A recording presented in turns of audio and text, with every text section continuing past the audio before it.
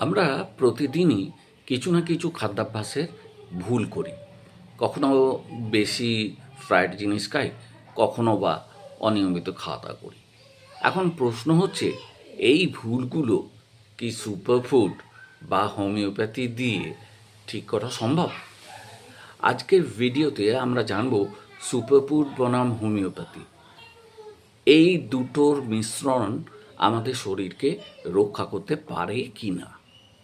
চলুন আলোচনা করা যাক। মিস্টার কিওর হোমিওপ্যাথিতে আপনাদের সবাইকে সুস্বাগতম।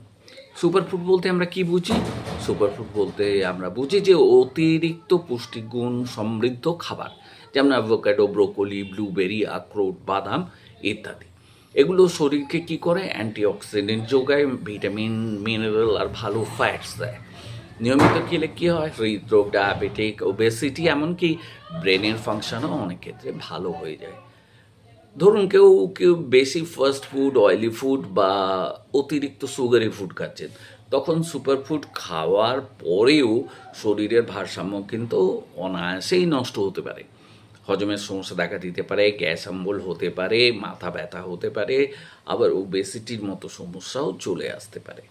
তাহলে কি শুধু সুপার ফুডই যথেষ্ট? এখানেই আসে হোমিওপ্যাথির ভূমিকা।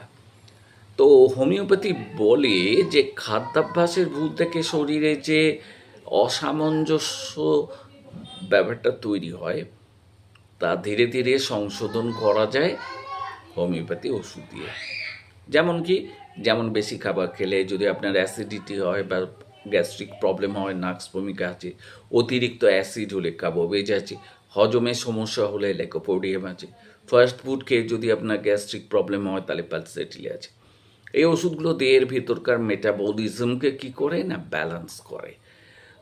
সুপারফুড বনাম হোমিওপ্যাথি কথাটা আমি বললাম বটে, কিন্তু একে অপরের বিকল্প নয়, বরং বলা যেতে পারে কমপ্লিমেন্টারি। সুপারফুড শরীরকে শক্তি আর পুষ্টি দেয়, আর হোমিওপ্যাথি কী করে? শরীরের ইমব্যালেন্স আর রোগ প্রবণতা কমায়।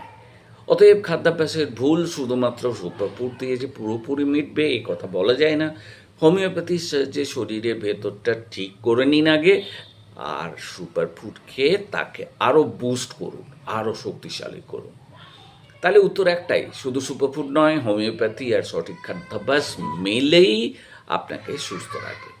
আর যদি চান আমি আলাদা ভিডিওতে প্রতিটি সমস্যার জন্য কোনো সুপারফুড বা কোনো হোমিওপ্যাথি ওষুধ নিয়ে আলোচনা করব।